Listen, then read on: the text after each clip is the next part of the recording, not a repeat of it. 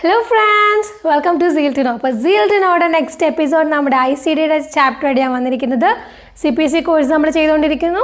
ICD chapter 10 കഴിഞ്ഞു നമ്മൾ കഴിഞ്ഞ എപ്പിസോഡിൽ. അപ്പോൾ 10 കഴിഞ്ഞിട്ട് നമുക്ക് 11 ആണ് വരേണ്ടത്. പക്ഷേ 11 ഫ്യൂച്ചർ എക്സ്പാൻഷന് വേണ്ടിയാണ്. അപ്പോൾ നമുക്ക് 11 പഠിക്കാനില്ല.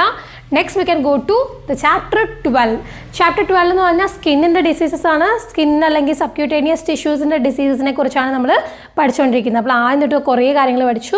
ഇൻഫെക്ഷൻസ് ഓരോന്ന് പഠിച്ചു, പിന്നെ ക്യാൻസർ പഠിച്ചു, പിന്നെ ഓരോ സിസ്റ്റത്തിൻ്റെ ഡിസീസസ് പഠിച്ചുകൊണ്ടിരിക്കുന്നു. കഴിഞ്ഞ തവണ നമ്മൾ ഏതാ പഠിച്ചത്? റെസ്പിറേറ്ററി സിസ്റ്റത്തിൻ്റെ ഡിസീസസും പഠിച്ചു. ഓക്കെ, അത് ചെറിയ ചാപ്റ്റർ ആയിരുന്നു. അതുപോലെ തന്നെ ഇതും ഒരു ചെറിയ ചാപ്റ്ററാണ്. പക്ഷേ ഇതിലൊരു ഇമ്പോർട്ടൻറ്റ് ടോപ്പിക് വരുന്നുണ്ട്. അത് മാത്രം ശ്രദ്ധിച്ചാൽ മതി. ബാക്കിയൊക്കെ വളരെ എളുപ്പമുള്ള ടോപ്പിക്സ് ആണ് കേട്ടോ. അപ്പോൾ നമുക്ക് ഫോളോ ചെയ്യാൻ ഭയങ്കര എളുപ്പമാണ്. ഇത് L സീരീസ് ആണ് കേട്ടോ. L00 തൊട്ട് സ്റ്റാർട്ട് ചെയ്യുന്ന സീരീസാണ്. L സീരീസ് ആണ്. Chapter 12. Can we start? Yes. അപ്പോൾ ഈ ചാപ്റ്ററിലെ ഏറ്റവും ഇമ്പോർട്ടൻ്റ് ടോപ്പിക് എന്ന് പറയുന്നത് പ്രഷർ അൾസർ. പ്രഷർ അൾസറാണ്. എന്ന് വെച്ചാൽ നമ്മൾ ബെഡ് സോർ എന്നൊക്കെ പറഞ്ഞില്ലേ, കിടക്കുന്ന പേഷ്യൻസിന്, ബെഡ് റിഡൺ ആയിട്ടുള്ള പേഷ്യൻസിന് മെയിൻലി ഉണ്ടാവാറുള്ള പ്രഷർ അൾസറാണ്. അപ്പം ബെഡ് സോർ എന്ന് വേണമെങ്കിലും അതിന് നമുക്ക് പറയാം. അതിന് വേറെ വേറെ പേരുകളുണ്ട്. സിനോണിംസ് ഒക്കെ പോയി നിങ്ങൾ ഒന്ന് സെർച്ച് ചെയ്ത് നോക്കിയിരിക്കുക. ഓക്കെ, അല്ലാന്നുണ്ടെങ്കിൽ നമുക്ക് ലാസ്റ്റ് ടൈം റിവിഷനൊക്കെ ചെയ്യുമ്പം അതിൻ്റെ സിനോണിംസ് ഒക്കെ ഞാൻ തരാം. ഓക്കെ, അപ്പോൾ അതിപ്പോൾ അതുവരെ നിങ്ങൾ നോക്കിയിരിക്കേണ്ട ആവശ്യമില്ല. ഇപ്പോൾ പഠിക്കുമ്പോൾ തന്നെ പോയി ഗൂഗിളിൽ സെർച്ച് ചെയ്ത് നമുക്ക് സിനോണിംസ് കിട്ടും. അതിൻ്റെ ഓരോരോ വേർഡ്സ് കിട്ടും. അപ്പം ബെഡ് സോർ എന്നും പറയാം, അല്ലെങ്കിൽ പ്രഷർ അൾസർ എന്നും പറയാം. അപ്പം ഈ ഒരു കോഡാണ് ശരിക്കും ഗൈഡ് ലൈൻസ് ഉള്ള ഏക ഒരു സാധനം നമ്മളുടെ ഈ ചാപ്റ്ററിൽ. അപ്പം അത് നമ്മൾ പഠിച്ചിരിക്കാം. L89 എന്നുള്ളതാണ് നമ്മുടെ പ്രഷർ അൾസർ എന്ന് പറയുന്നത്. പിന്നെ പ്രഷർ അൾസറിൻ്റെ പ്രത്യേകത എന്താണ്? സ്റ്റേജ് ഉണ്ടായിരിക്കും. ഓക്കെ, ഇപ്പം പ്രഷർ അൾസർ എന്ന് മാത്രമല്ല, നമ്മുടെ സ്കിന്നിലെ എന്ത് കോഡ് ചെയ്താലും ഏത് സൈറ്റാണെന്ന് കാണും. സ്കിൻ നമ്മുടെ ഫുൾ ബോഡി ആയതുകൊണ്ട് തന്നെ ഏത് സൈറ്റാണെന്ന് കാണും, പിന്നെ സ്റ്റേജും കാണും. ഓക്കെ, അപ്പോൾ അതേപോലെ തന്നെയാണ്. അപ്പോൾ നമ്മൾ CPT എടുക്കുമ്പോൾ നമുക്കത് കാണാൻ സാധിക്കും. നമ്മൾ പ്രൊസീജിയർ ചെയ്യുമ്പോഴും അറിയാമല്ലോ, നമുക്കിപ്പം ഇത് ഇന്ന ലെവൽ വരെയാണോ, ഇപ്പം ക്യൂട്ടേനിയസ് ആണോ, അങ്ങനെ നമുക്ക് അറിയാൻ പറ്റും. മസിൽ വരെയാണോ, അല്ലെ ബോൺ വരെയാണോ ഓരോന്ന് വന്നിരിക്കുന്നത്. ഇപ്പോൾ സ്കിന്നിൻ്റെ നമ്മൾ പഠിക്കുമ്പോൾ, ഇൻറ്റഗ്യുമെൻ്ററി സിസ്റ്റം പഠിക്കുമ്പം നമ്മൾ CPCയിലും ആ ഒരു കാര്യം നമ്മൾ നോട്ട് ചെയ്യേണ്ടി വരും. So stage is important, site is important. ഈ രണ്ട് കാര്യങ്ങൾ മനസ്സിൽ വെച്ചോളാം. അപ്പോൾ L89 എന്ന് പറയുന്നത് നമ്മുടെ പ്രഷർ അൾസറിൻ്റെ കോഡാണ്. അപ്പം ഇത് നമ്മുടെ bed sore depending upon the stage and ഇത്. അപ്പോൾ ആ കാറ്റഗറിയാണ് ഞാൻ പറയുന്നുള്ളൂ. സബ് കാറ്റഗറി ഉണ്ട്. സബ് കാറ്റഗറി നമ്മൾ പോയി നോക്കിയിട്ട് കറക്റ്റായിട്ട് ഏത് ഭാഗത്താണ്, ഏത് സൈറ്റാണ്, എത്രാമത്തെ സ്റ്റേജാണ്. ഇപ്പോൾ മൾട്ടിപ്പിളായിട്ടുണ്ട്. ഇപ്പോൾ ഒരു സൈഡിൽ തന്നെ, ഇപ്പോൾ ബാക്കിൽ മാത്രമല്ല, അപ്പോൾ കാലിലും ഒക്കെ ഉണ്ടെന്ന് വെച്ചു. അപ്പോൾ മൾട്ടിപ്പിൾ സൈറ്റ്സിലുണ്ടെങ്കിൽ നമ്മൾ മൾട്ടിപ്പിൾ കോഡ്സ് ഇത് ചെയ്യുക.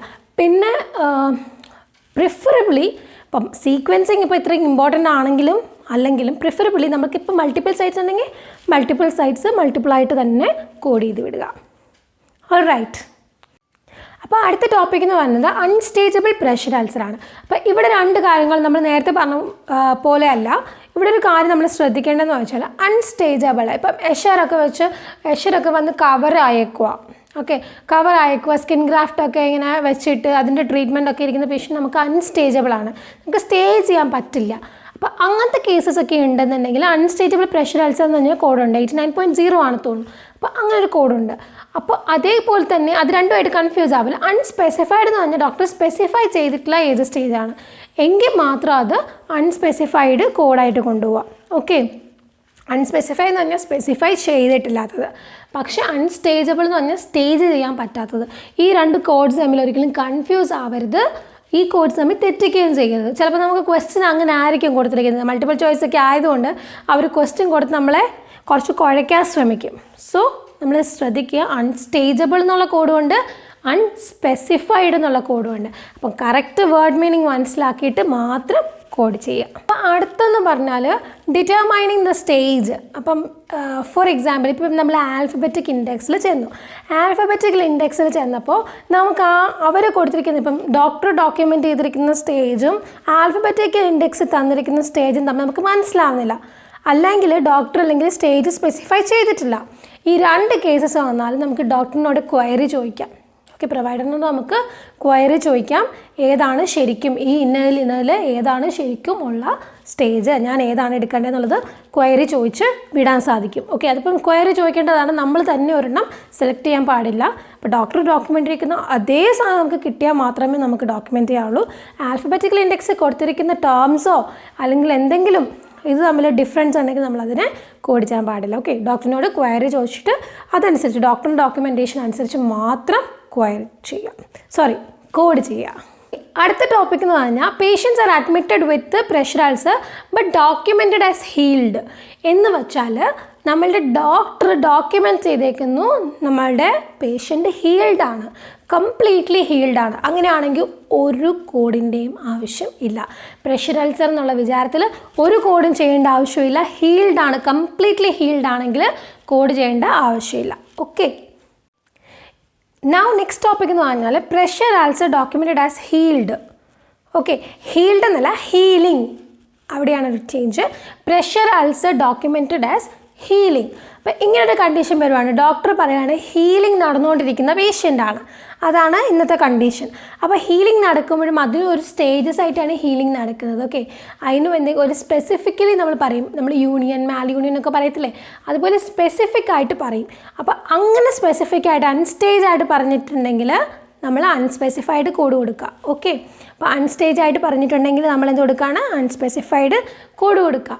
പിന്നെ അതിന് ശേഷം നമ്മൾക്കിപ്പം ഫോർ എക്സാമ്പിൾ ഇപ്പോൾ ഒരു പേഷ്യൻ്റ് വന്നപ്പം പ്രഷർ അൾസർ ഉണ്ടായിരുന്നു, അഡ്മിഷൻ അത് ടൈം ഓഫ് അഡ്മിഷൻ ഉണ്ടായിരുന്നു, പക്ഷേ ഡിസ്ചാർജ് ആയപ്പോഴത്തേന് എന്തായി, അത് ഹീൽഡായി. അങ്ങനെ ഉണ്ടെങ്കിലും നമ്മുടെ ഫസ്റ്റ് വന്നത് ഏതാണോ അത് കോഡ് ചെയ്യുക. Got it? ഫസ്റ്റ് അഡ്മിഷൻ ടൈമിൽ ഏതായിരുന്നോ അതിൻ്റെ സ്റ്റേജും കണ്ടീഷനും അത് കോഡ് ചെയ്യുക. നെക്സ്റ്റ് ടോപ്പിക് എന്ന് പറഞ്ഞാൽ patient admitted with pressure ulcer പക്ഷേ ഇവോൾവ് ടു അനദർ സ്റ്റേജ്. ഇപ്പം അങ്ങനെ വരാൻ ചാൻസ് ഉണ്ടല്ലോ. ഇപ്പോൾ പേഷ്യൻ്റ് ഇന്ന് അഡ്മിറ്റ് ചെയ്തിരിക്കുന്ന സ്റ്റേജ് ആവില്ല, കുറച്ച് കഴിയുമ്പോഴത്തേക്ക് വേഴ്സണായിട്ട് വേറൊരു സ്റ്റേജിലേക്ക് ഇതായി. അപ്പം നമ്മൾ സാധാരണ ഈ കഴിഞ്ഞ എപ്പിസോഡ്സിലൊക്കെ പറഞ്ഞപ്പോൾ എന്താണ്, സിവിയറിറ്റി മാത്രം കോഡ് ചെയ്താൽ മതിയായിരുന്നു. പക്ഷേ ഇവിടെ കണ്ടീഷൻ ഡിഫറൻസ് ഉണ്ട്, അത് നിങ്ങൾ പ്രത്യേകം നോട്ട് ചെയ്ത് വെച്ചു. ഇങ്ങനെ ഒരു ഇവോൾവിങ് കേസ് പ്രഷർ അൾസറിൻ്റെ കാര്യത്തിൽ നടക്കുവാണെങ്കിൽ നമ്മൾ 2 കോഡ് യൂസ് ചെയ്യും. ഫസ്റ്റ് കോഡ് എന്ന് പറഞ്ഞാൽ നമ്മുടെ ടൈം ഓഫ് അഡ്മിഷനിൽ പേഷ്യൻ്റ് വന്ന സൈറ്റും സ്റ്റേജും. ഇനി സെക്കൻഡ് കോഡ് എന്ന് പറഞ്ഞാൽ ഇവോൾവ് ചെയ്ത് സൈറ്റ് സെയിം ആയിരിക്കുമല്ലോ, അപ്പോൾ ഇവോൾവ് ചെയ്ത് സ്റ്റേജും സൈറ്റും കൂടെ നമ്മൾ സെക്കൻഡ് കോഡും ചെയ്യും. ഓക്കെ, അപ്പോൾ ഈ കാര്യം ശ്രദ്ധിച്ചോളുക. പ്രഷർ അൾസറിൻ്റെ കാര്യത്തിലാണെങ്കിലും നോൺ പ്രഷർ അൾസറിൻ്റെ കാര്യത്തിലാണെങ്കിലും ഈ ഒരു കാര്യം ആപ്ലിക്കബിൾ ആണ്. ഇനി ഞാൻ വരുന്നുണ്ട്, എന്നാലും ഞാൻ പറഞ്ഞു തരുക, ഈ ഒരു കാര്യം ആപ്ലിക്കബിൾ ആണ്. അപ്പോൾ ഫസ്റ്റ് 2 കോഡ് യൂസ് ചെയ്യുക. First one in the time of admission ഏതായിരുന്നോ, second one site plus highest stage. ഇപ്പം ഇവോൾവ് ആയി, ഇപ്പോൾ ഒരു സ്റ്റേജിൽ നിന്ന് അടുത്ത സ്റ്റേജ് വരെ പോയി, പക്ഷേ ഏതാണോ ഹയസ്റ്റ് അത് അപ്പം ചെയ്താൽ മതി. പക്ഷേ time of admission should be coded as the primary. Okay, അപ്പോൾ അത് മനസ്സിലായോ? അടുത്ത ടോപ്പിക് എന്ന് പറഞ്ഞാൽ pressure induced deep tissue damage. ഇങ്ങനെ തന്നെ നമുക്ക് കോഡുണ്ട്. അപ്പോൾ ആ കോഡ് L89.6 സബ് കാറ്റഗറിയിൽ നിന്നുണ്ട്. അപ്പോൾ അവിടെ പോയി നിങ്ങൾ എടുത്താൽ മാത്രം മതി. ഇതിന് പ്രത്യേകിച്ച് കോഡിങ് ഗൈഡ് ലൈൻസ് ഒന്നുമില്ല. Pressure induced deep tissue damage ആണെന്നേ ഉള്ളൂ. ആ കോഡ് L89.6 അവിടെ നിന്ന് എടുത്താൽ മതി. ഓക്കെ, ഇനി അടുത്ത് വരുന്ന ടോപ്പിക് എന്ന് പറഞ്ഞാൽ നോൺ പ്രഷർ അൾസർ. നമ്മുടെ പ്രഷർ അൾസറിൻ്റെ അതേ കേസസ് തന്നെയാണ് നോൺ പ്രഷർ അൾസേഴ്സിനും വരുന്നത്. അപ്പോൾ ഈ ഒരു കാര്യം പ്രത്യേകിച്ച് എടുത്ത് പറയേണ്ട കാര്യമില്ല. അതിനുള്ള അതേ കേസസും അതേ കാര്യങ്ങളും തന്നെയാണ് വരുന്നത്. നോൺ പ്രഷർ അൾസേഴ്സ് എന്ന് പറഞ്ഞാൽ ഫോർ എക്സാമ്പിൾ വേരിക്കോസ് വെയിനൊക്കെ നോൺ പ്രഷർ അൾസേഴ്സാണ്. അപ്പോൾ അങ്ങനെയുള്ള കേസാണെങ്കിൽ ഇപ്പോൾ ഹീൽഡ് എന്ന് കോഡ് ചെയ്താൽ there is no code to be assigned. ഒരു കോഡ് അസൈൻ ചെയ്യേണ്ട കാര്യമില്ല. അപ്പോൾ അടുത്ത നോൺ പ്രഷർ അൾസർ ഹീലിംഗ് എന്ന് പറഞ്ഞാൽ നമ്മൾ നേരത്തെ പ്രഷർ അൾസറിന് ചെയ്ത പോലെ തന്നെ ഹീലിങ്ങിൻ്റെ കോഡ് ചെയ്യുക. എങ്ങനെയാണോ ഹീലിംഗ് സംഭവിച്ചത് അതനുസരിച്ചുള്ള 1-1-1-1 ആയിട്ട് കോഡ് ചെയ്യുക. ഞാൻ ജസ്റ്റ് ടോപ്പിക്കിൻ്റെ പേര് മാത്രമേ പറയുന്നുള്ളൂ, ബിക്കോസ് നിങ്ങൾക്ക് പ്രഷർ അൾസറിൻ്റെ കാര്യം നമ്മൾ ഡിസ്കസ് ചെയ്താണ് പിന്നെയും റിപ്പീറ്റ് ചെയ്ത് വെറുതെ കുളവാക്കണ്ട. അത് പഠിച്ചു പോയാൽ നിങ്ങൾക്ക് നോൺ പ്രഷർ അൾസറും പഠിക്കാവുന്നതേ ഉള്ളൂ. ഓക്കെ, അടുത്ത കേസ് എന്ന് പറഞ്ഞാൽ സെയിം ആണ്. നോൺ പ്രഷർ അൾസറായിട്ട് പേഷ്യൻ്റ് വന്നു കഴിയുമ്പോൾ എന്തായി, സ്റ്റേജ് ഇവോൾവ് ആയി. എങ്കിൽ നമ്മൾ എന്തായിരുന്നു ചെയ്തുകൊണ്ടിരുന്നത്, 2 കോഡ്. ആദ്യത്തെ code on the time of അഡ്മിഷനും രണ്ടാമത്തെ കോഡ് യെസ്, ഹയസ്റ്റ് ലെവൽ ഏതാണോ ഇത് ചെയ്തത് അതുമായിട്ടുള്ള സൈറ്റും സ്റ്റേജുമായിട്ടും കോഡ് ചെയ്യുക. ഫസ്റ്റ് സൈറ്റും സ്റ്റേജും അഡ്മിഷൻ്റെത്, മറ്റേത് രണ്ടെണ്ണമായിട്ട് കോഡ് ചെയ്യുക. അപ്പോൾ ഇതിന് വേറെ ഡിഫറൻസ് ഒന്നുമില്ല, അതുകൊണ്ടാണ് ഞാൻ ഒത്തിരി എക്സ്പ്ലെയിൻ ചെയ്യാത്തത്. സോ ഡിഫറൻസ് ഒന്നുമില്ല. As pressure ulcer non pressure അൾസറും സെയിം. അപ്പോൾ ഇന്നത്തെ ചാപ്റ്റർ നിങ്ങൾക്ക് മനസ്സിലായി എന്ന് വിചാരിക്കുന്നു. സ്കിന്നിനെ കുറിച്ച് നമുക്ക് പഠിക്കുമ്പോൾ ആകെ പഠിക്കാനുള്ള രണ്ട് ടോപ്പിക്സേ ഉള്ളൂ. ഒന്ന് പ്രഷർ അൾസറും നോൺ പ്രഷർ അൾസറും. ബെഡ് സോർ എന്നൊക്കെ പറയും. അതിനെയൊക്കെ നമ്മൾ മനസ്സിലൊന്ന് കണ്ടാൽ മതി. ഇപ്പോൾ കോമ സ്റ്റേജസിലൊക്കെ ആയിട്ട് കിടക്കുന്ന പേഷ്യൻ്റ് ഉണ്ടെങ്കിൽ, ഇപ്പോൾ കോമയായിട്ടൊക്കെ കിടക്കുന്ന പേഷ്യൻ്റ് ഉണ്ടെങ്കിൽ അവരിൽ ബെഡ് സോർ വരാനുള്ള ചാൻസ് കൂടുതലാണ്. കാരണം അവർ അനങ്ങുന്നൊന്നുമില്ലല്ലോ. സോ ആ ഒരു ഡീപ്പ് പ്രഷർ വന്നിട്ട് അവർക്ക് ബെഡ് സോർ വരാം, ബെഡ് അൾസറൊക്കെ വരാം. അപ്പോൾ അങ്ങനെയുള്ള കേസസ് വരുവാണെങ്കിൽ എങ്ങനെ നമ്മൾ കോഡ് ചെയ്യണം, അത് ഇവോൾവ് ചെയ്താൽ എങ്ങനെ കോഡ് ചെയ്യണം, യെസ്, ഹീൽ ആവുന്നുണ്ടെങ്കിൽ എങ്ങനെ കോഡ് ചെയ്യണം, ഹീൽഡ് ആണ് എങ്ങനെ കോഡ് ചെയ്യണം, ഇങ്ങനത്തെയുള്ള ചെറിയ കാര്യങ്ങൾക്ക് മാത്രമേ നമുക്ക് ഗൈഡ് ലൈൻസ് ഉള്ളൂ. സോ ഈ ചാപ്റ്റർ ഇൻ എ നട്ട്ഷെൽ വളരെ ചെറിയ ചാപ്റ്ററാണ്. ഓക്കെ, പഠിക്കാൻ വളരെ എളുപ്പമാണ്. So I hope you will study well. എന്തെങ്കിലും ഡൗട്ട്സ് അല്ലെങ്കിൽ എന്തെങ്കിലും സജഷൻസ് ഉണ്ടെങ്കിൽ please comment in the comment box given below. പിന്നെ നിങ്ങൾക്ക് ഈ വീഡിയോ ഇഷ്ടപ്പെട്ടെങ്കിൽ എന്താ ചെയ്യേണ്ടത്? ലൈക്ക് ചെയ്യണം, ഷെയർ ചെയ്യണം, സബ്സ്ക്രൈബ് ചെയ്യണം. അതേപോലെ തന്നെ ബെൽ ബട്ടൺ മാർക്ക് ചെയ്ത്. സോ നിങ്ങളുടെ ഫ്രണ്ട്സായിട്ടൊക്കെ ഷെയർ ചെയ്യണം കേട്ടോ. ഷെയർ ചെയ്ത് കൊടുക്കണം, എന്നാലും നമുക്ക് ഈ ക്ലാസ്സൊക്കെ കുറച്ച് പൊലിപ്പിക്കാൻ പറ്റത്തുള്ളൂ. സോ നിങ്ങൾ ഷെയർ ചെയ്തൊക്കെ കൊടുക്കുക. I hope all the best. അപ്പം stay safe. Bye. Thanks for watching Zeal to Know.